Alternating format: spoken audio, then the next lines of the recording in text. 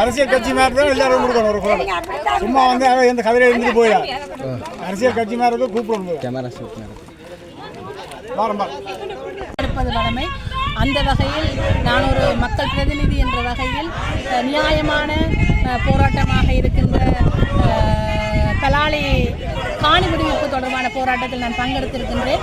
36 வருட காலமாக இராணுவ ஆக்கிரமிப்பில் இந்த காணியை விடுவிக்குமாறு மக்கள் கோரி போராட்டம் நடத்தி கொண்டு வருகின்றனர். அதில் நானும் ஒருவராக ஒரு மக்கள் சார்பாக போராட்டத்தில் பங்கு கொண்டிருக்கின்றனர். அவர்களுடைய கோரிக்கையானது நியாயமாக காணப்படுகிறது.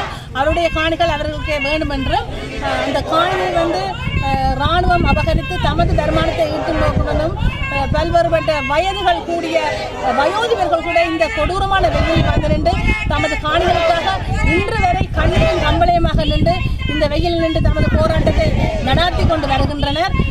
இது கடந்த கால அரசாங்கங்களும் இதற்கு பொறுப்பு கூற வேண்டிய நிலைப்பாடு இருக்கின்றது. என்றாலும் கடந்த சில அமைச்சுக்கள் தமது வேண்டுகோளின் பிரகாரம் காணிகள் விடுவித்துக் கொண்டிருந்த வேளையில் தற்போது ஆட்சி மாற்றங்கள் இடம்பெற்றமையால் இந்த காணிகள் விடுவிப்பதற்கான வாய்ப்புகள் குறைந்துள்ளது.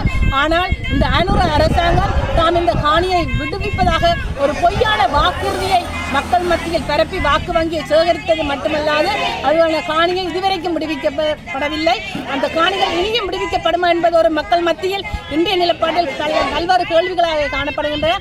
ஆகவே இந்த மக்களின் போராட்ட நியாயமானதும் அவர்களின் இறுதியான ஆசையானது தமது காணிகளில் தாங்கள் மடிய வேண்டும், தமது வருமானங்களை ஈட்ட வேண்டும் என்ற ஒரு விருப்பம் இருக்கின்றது. இதில் இருப்பவர்கள் அது திருமணமாகி தமது பிள்ளைகளுக்கான வாழ்வாதாரமோ தனது சீதனமாக வழங்குவதற்கு கூட முடியாத நிலையில் இப்பொழுது இராணுவம் தனது காணிகளை அபகரித்து வைத்திருக்கின்றனர். அவர்களின் காணிகளை விடுவிக்குமாறு நானும் ஒரு மக்கள் பிரதிநிதியாக இந்த இடத்தில் அவர்களின் போராட்டத்தில் ஈடுபட்டிருக்கின்றேன். இந்த போராட்டம் தொடர்ந்து வலுவடையும் வலிமையாக போகும் என்பதும் இந்த போராட்டம் காணி கிடைக்கும் வரை நாங்கள் தொடர்ந்து போராடுவோம் மக்களோட மக்களாக நின்று என்பதையும் இந்த இடத்தில் நான் பதிவு செய்ய விரும்புகின்றேன். இங்கே பல்வேறுபட்ட ஆலயங்கள், செபஸ்டியார் ஆலயம் ஒரு மகிமையான ஒரு ஆலயம் ஒன்று இருக்கின்றன, சைவ பாரம்பரிய ஆலயங்கள் இருக்கின்றன. அதிலே கூட தாங்கள் பார்க்க முடியாமல் தரைமட்டமாக இருக்கின்றன. மக்கள் தமது வம்பரங்களில் இருந்து இந்த வெயிலில் இருந்து தமது குரல்களை பதிவு செய்து கொண்டிருக்கின்றார்கள். உண்மையிலே பார்ப்பதற்கும் கேட்பதற்கும் மனவேதனையாக இருக்கிறது. இந்த கவர்மெண்ட் என்ன சொல்லி வாக்குறுதிகளை பெற்று ஆட்சிப்பிடம் ஏறியதோ அதை நிறைவு செய்ய வேண்டும் என்பது எமது விருப்பமும் எமது வேண்டுகோளுமாக இருக்கின்றது என்பதை மிகவும் தாழ்மையுடன் பதிவு செய்கின்றேன். நன்றி, வணக்கம். பாட்டையும் கட்டுப்படுத்துவதற்கு தவறி மாறாக இராணுவத்துக்கு இந்த பிரதேசங்களிலே காணிகள் தேவை, விமான பாதுகாப்பு தேவை, அது இது என்று எங்களுடைய மக்களுடைய காணிகளை எவ்வாறு எல்லாம் இராணுவமயமாக்கம் செய்யலாம் என்பதிலே இந்த அரசாங்கம் குறியாக இருக்கின்றது. இதனை எதிர்த்து எங்களுடைய மக்களின் காணிகள் எங்களுக்கே வேண்டும், மாற்று காணிகள் வேண்டாம், நாங்கள் மீளக்குடியமர வேண்டும். இன்று யுத்தம் நிறைவடைந்து 19 ஆண்டுகள், அதாவது 16 ஆண்டுகள் 17 ஆண்டுகள் ஆகின்றது. இவ்வாறான ஒரு சூழ்நிலையிலே எங்களுடைய மண்ணிலே நாங்கள் இயல்பு வாழ்க்கை வாழ விடுங்கள் என்று கோரித்தான் இந்த மக்கள் இன்று போராடி கொண்டிருக்கிறார்கள். அப்படியான ஒரு சூழ்நிலையிலே நாங்கள் இந்த போராட்டங்களுக்கு முழுமையான ஆதரவு அளித்துக் கொண்டிருக்கின்றோம். உண்மையிலேயே இங்கே பார்க்க வேண்டும், உலக நாடுகளும் மனித உரிமை ரீதியான ஆர்வலர்களும் பார்க்க வேண்டும்.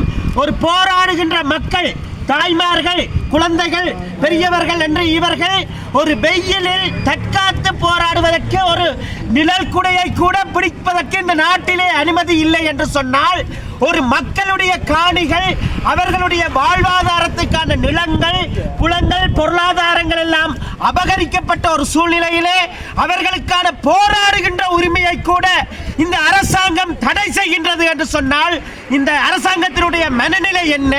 இந்த நாட்டிலே இருக்கின்றது தமிழ் மக்களுக்கு ஒரு விரோதமான தொடர்ச்சியான ஒரு இனப்படுகொலையை திட்டமிட்டு செய்கின்ற சிஸ்டமேட்டிக்கான ஒரு அரசுதான் இந்த நாட்டிலே இருந்து கொண்டிருக்கின்றது என்பதற்கு எந்த விதமான ஐயமும் இல்லை.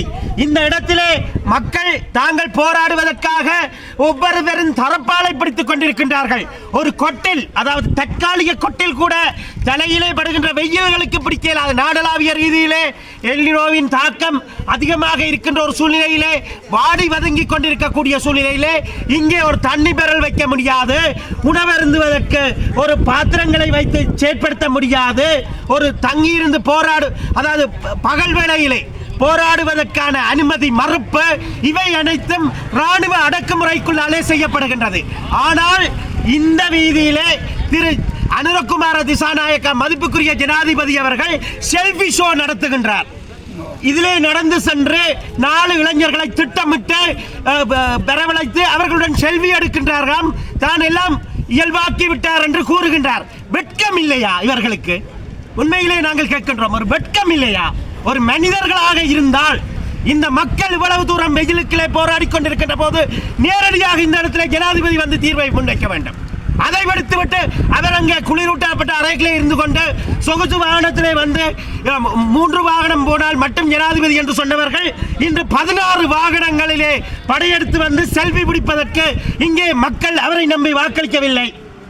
மக்கள் தங்களுடைய உரிமைகளுக்காக கேட்கின்றார்கள், தங்களுடைய இழந்த நிலத்தை கேட்கின்றார்கள்.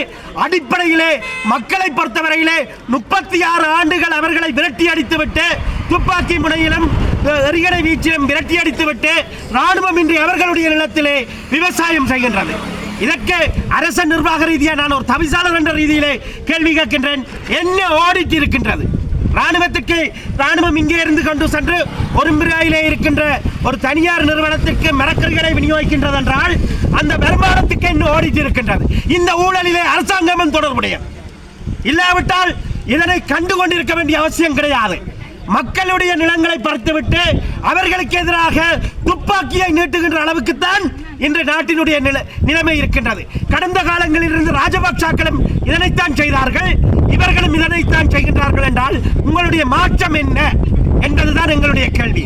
நாங்கள் அறுதியாக சொல்கின்றோம், எங்களுடைய பிரதேசங்கள், எங்களுடைய நிலங்கள் விடுவிக்கப்பட வேண்டும்.